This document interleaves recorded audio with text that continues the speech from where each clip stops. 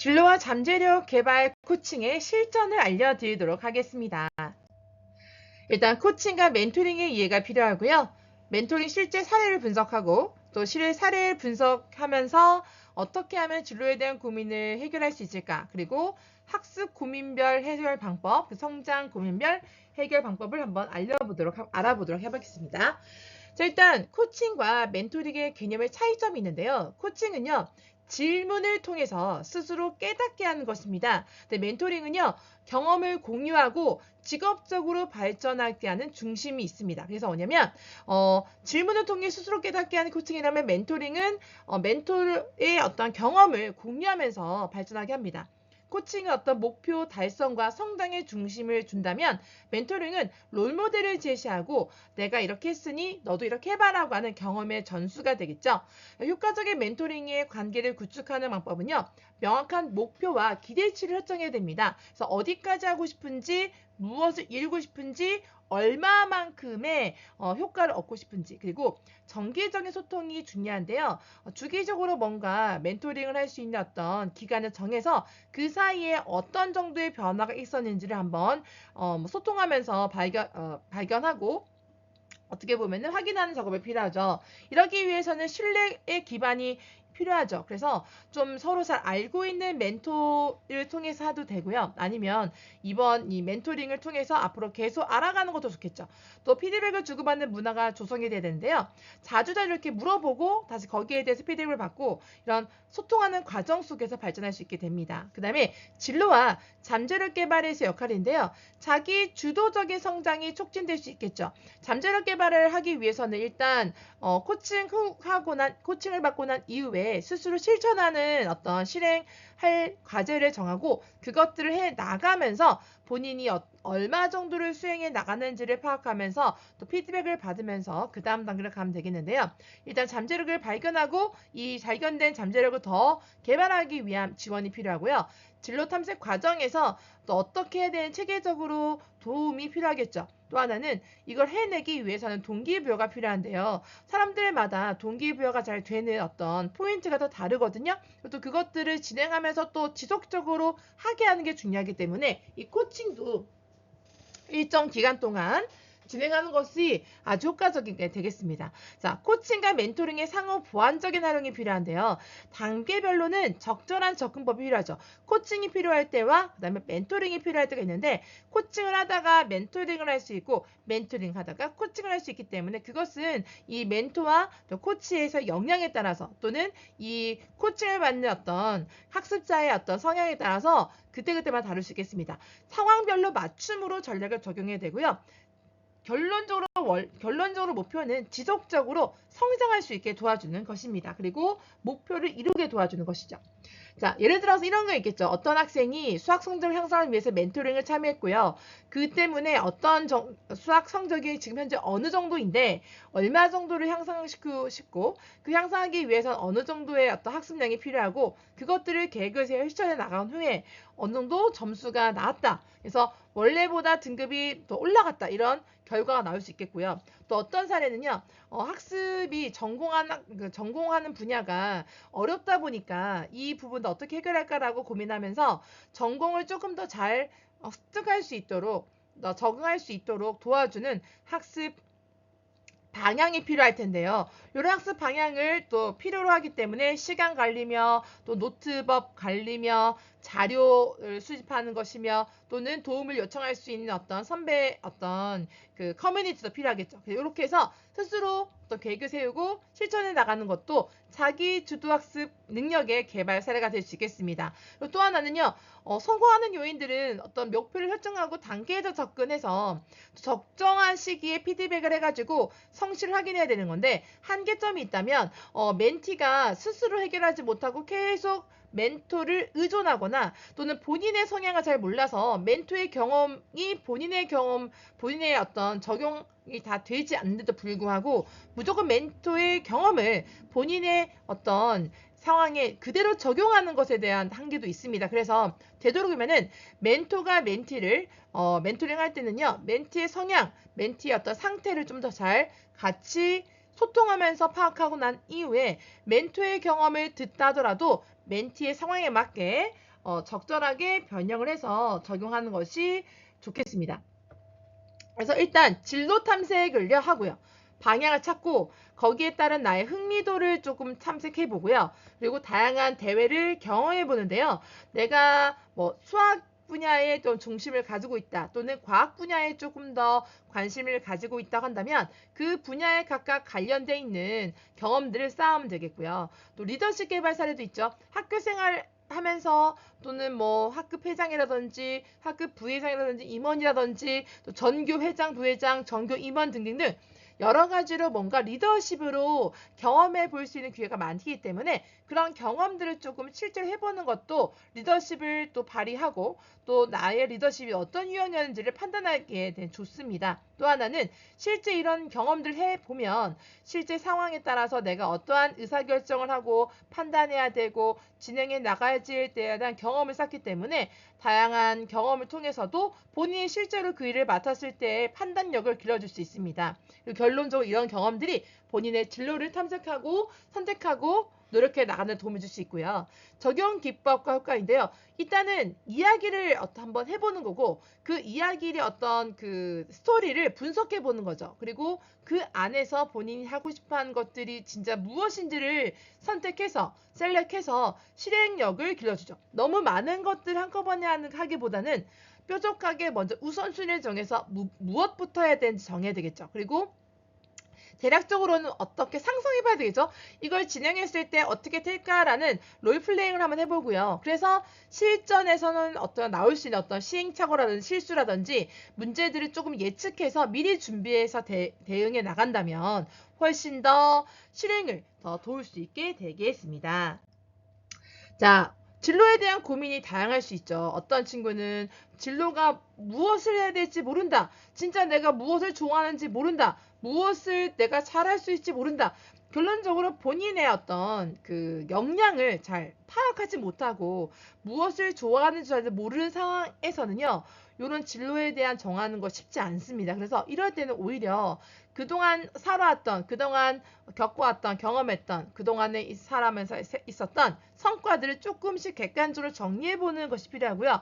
그러는 가운데 그 중에서도 내가 호기심 있고 즐거웠고 재밌었고 꾸준하게 하고 싶었던 분야가 뭔지를 파악해 나가야 되겠죠. 그래서 다양한 가능성을 열어두고 단계적으로 의사결정하는 과정을 거쳐서 뭐 중간중간에 좀 뭔가 불안하더라도 이런 것 좀 관리해가면서 진행해야 되고요. 또 하나는 적성과 흥미를 발견하는 단계가 있습니다. 이럴 때는요.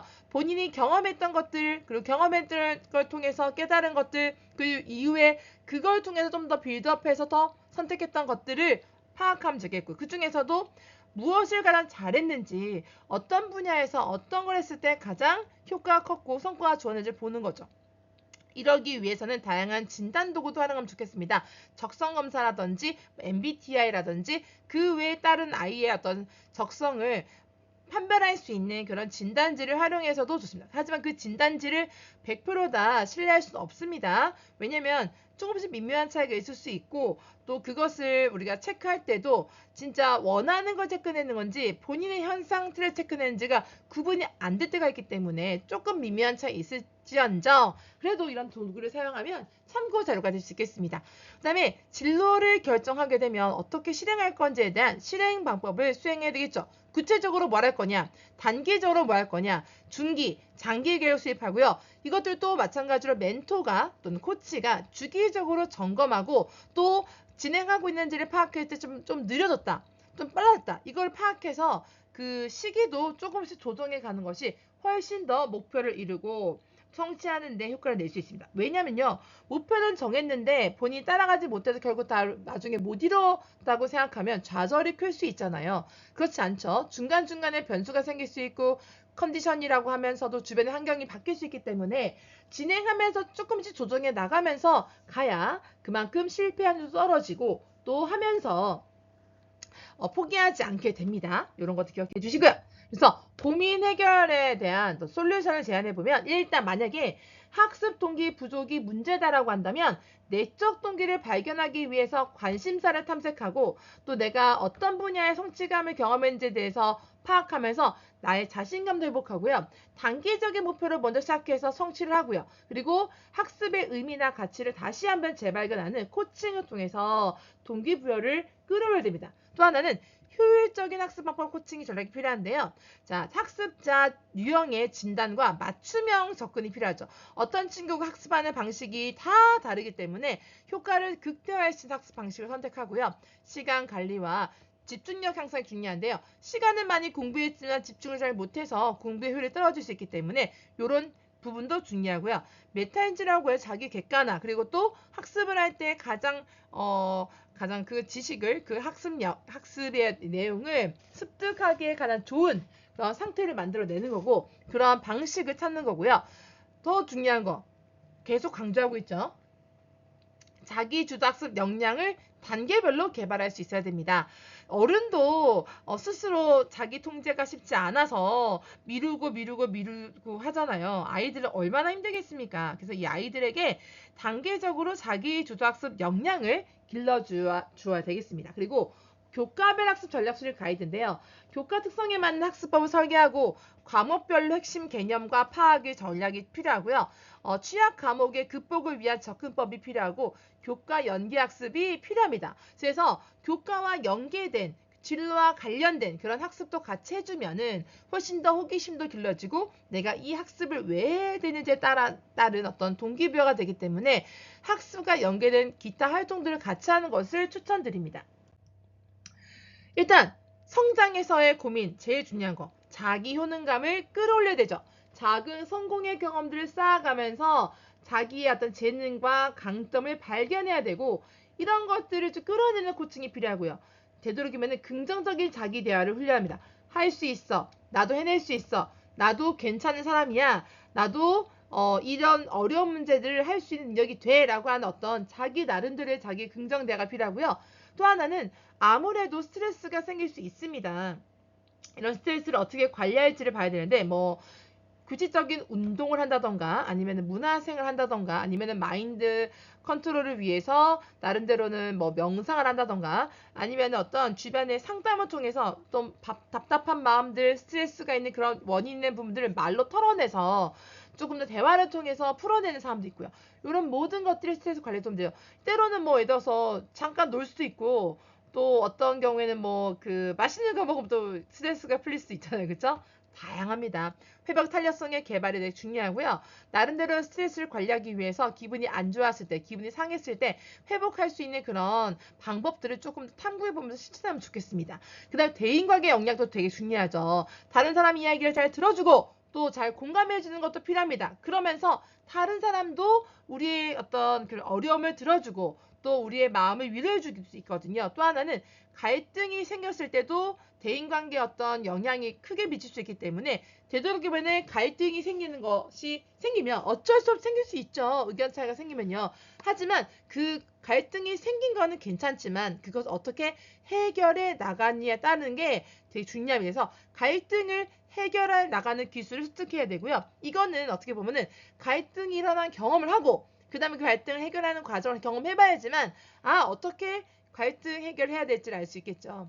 사실은 납작 엎드려서 죄송해요, 잘못했어요 해도 되지만 정말 잘못을 안 했는데 이 갈등을 봉합하기 위해서 억지로 죄송해요, 잘못했다 하는 것 자체가 좀 맞진 않아요. 그래서 솔직하게 소통하면서 잘못한 건 잘못했다고 얘기할 수 있으나 굳이 잘못하지 않은 거에 대해서 일부러 봉합하기 위한 그런 억지로 하는 그런 사과는 좋은 모양이 될 수 없습니다. 그래서 되도록이면 소통을 통해서 해결하면 좋겠고요. 효과적인 소통 방법을 연습해야 됩니다. 그래서 솔직하게 얘기하기, 솔직하게 마음을 표현하기, 하지만 그 솔직한 마음이 상대로 하여금 위협이 될 정도로 하면 안 되겠죠. 그래서 배려하는 언어로, 이쁜 언어로 자기의 마음을 표현해 보면 서로서로 좋은 말이 오고 가기 때문에 갈등도 해결될 수가 있습니다. 자, 학교 현실과 미래 준비의 균형이 필요하죠. 현재의 교육 과정을 이해하고 또 내가 앞으로 어떤 꿈을 이루기 위해서 어떤 역량을 길러야 되는지 또 생각해 보고요. 되도록이면 균형을 잡아야 됩니다. 단기적으로 목표를 정하거나 장기적으로 목표를 정해서 진행해야 되죠. 그래서 이런 것들을 시간 안배를 잘해서 해야 되고요. 한꺼번에 막 몰아쳐서 하는 것이 아니라 이런 건 장기적으로 계획을 세워서 꾸준하게 계속하는 것이 좋습니다. 그래서 매일매일 꾸준하게 30분씩 걸었다 한 사람과 매일매일 꾸준하게 30분씩 못 걸었는데 뭐 일주일에 한 번씩 3시간 막 걸었다. 둘 중에 어떤 사람이 더 건강 유지하고 오랫동안 할 수 있을까요? 한꺼번에 1시간 막 걸면 무릎도 아프고 힘들기 때문에 그것 때문에 오랫동안 또 그 다음에 운동을 좀 못하고 다시 할 수밖에 없어요. 하지만 매일매일 무리하지 않게 조금씩 가면 건강도 좋아지고 오랫동안 할 수 있습니다. 그런 장점이 있기 때문에 이런 걸 기억해 주시고 정리하면 되겠습니다. 또 하나는 입시와 진로의 방향에 대한 전략도 짜야 되죠. 그 전략 활동은 무엇이 해야 될까요? 비교과 활동, 교내외 활동을 균형 있게 참여해야 됩니다. 미래의 역량 개발하기 위해서 자기주도 학습을 계속 길러야 되겠죠. 이건 어떻게 기르냐? 스스로 계획하고 스스로 실천하고 스스로 기획하는 그런 것들이 중요해요. 내 인생을 또 나름대로 살아가는 데 있어서 내가 지금 하고 있는 것들이 맞는지 틀린지 잘하고 있는지를 항상 점검하면서 그 다음 스텝을 갈 수 있는 겁니다. 그래서 이것을 선택할 때도 스스로 찾아야 되는 거죠. 그래서 미래 사회의 핵심 역량을 파악한 후에 디지털 리터러시, 다양한 어떤 툴들을 사용할 수 있게 하고 그 다음에 이런 것을 활용해서 시간의 어떤 저력도 있죠. 그러다 보니 창의적이면서 융합적인 사고력을 개발하는 기회가 될 수 있게 됩니다. 이런 것들 연기하면 되게 좋겠죠. 그래서 계속적으로 여러분들 실천하고 생각하고 또 피드백하는 것을 거치면서 조금 더 디테일하게 좀 더 잘할 수 있는 더 원하는 그런 방향으로 선택할 수가 있게 되겠습니다. 그래서 실행계획 이렇습니다. 일단 개인의 특성을 진단하고요. 강점에 기반으로 접근해서 맞춤 전략을 세우고요. 그 다음에 목표를 설정합니다. 단계적으로 하나씩 이해하면서 이행하면서 또 뭔가 방해되는 건 없는지를 파악하면서 해야 되겠죠. 객관적인 지표를 설정하고 장기적인 점검을 할 수 있도록 중간중간에 피드백을 받을 수 있는 어떤 툴을 만들어 두는 거죠. 내가 잊어버렸을 때는 다른 사람이 잊어버리지 않고 피드백 해줄 수 있도록 알림을 가는 거죠. 그 다음에 지속 성장인데요. 자기 성찰이 계속 습관화해야 돼야 됩니다. 오늘 잘했을까? 어떻게 했을까? 이렇게 하는 것이 맞았을까? 어떻게 하는 것도 맞았을까? 만약 그렇게 하지 않았던 어떤 일이 벌어졌을까? 계속 본인의 어떤 생활과 생각들을 곱씹으면서 점검해 나가는 것이 성장의 기회가 될 수 있겠죠. 그래서 멘토와 멘티의 어떤 관계를 계속 발전시켜 나가면서 자주 보고 자주 이야기를 나누면서 점검하는 것이 필요하고요. 이런 모든 것들이 조금 혼자만 하는 것이 아니라 여러 사람과 협업하면서 성장하는 네트워크를 구축할 수가 있습니다. 결론 말입니다. 진로와 잠재력 개발 코칭은요. 단순한 조언이 아닌 내담자의 자기 주도성 성장 이끄는 과정이에요. 그래서 효과적인 코칭은 멘토링과 상호 보완적으로 활용할 때 더 큰 시너지가 납니다. 그래서 컨설팅도 해주지만 코칭도 같이 해주면서 뭔가 구체적으로 무엇을 해야 될지에 대해서 뭔가 그 멘토링을 받고 그리고 또한 그걸 진행하는 가운데 자기 확신, 자기 긍정에 대한 대화들을 할 수 있는 그런 코칭을 받는다면 아주 좋겠죠. 그래서 코칭과 멘토링의 차별화된 교육법 이해와 상황별 적용이 중요하고요. 학습과 진로와 성장 영역별 맞춤형 솔루션 제공이 효과적이고요. 단기적으로는 학업 성취와 장기적 역량 개발의 균형이 필요하고요. 지속적인 성장을 위해서 체계적인 실행 계획과 피드백 활용이 핵심입니다. 그래서 코칭은 답을 주는 것이 아니라 스스로 깨닫게 하는 과정임을 기억하시고요. 계속 질문을 통해서 그 질문이 닫히는 질문이 아니라 열린 질문을 통해서 계속 그 역량을 개발할 수 있도록 도와주시면 좋겠습니다. 감사합니다.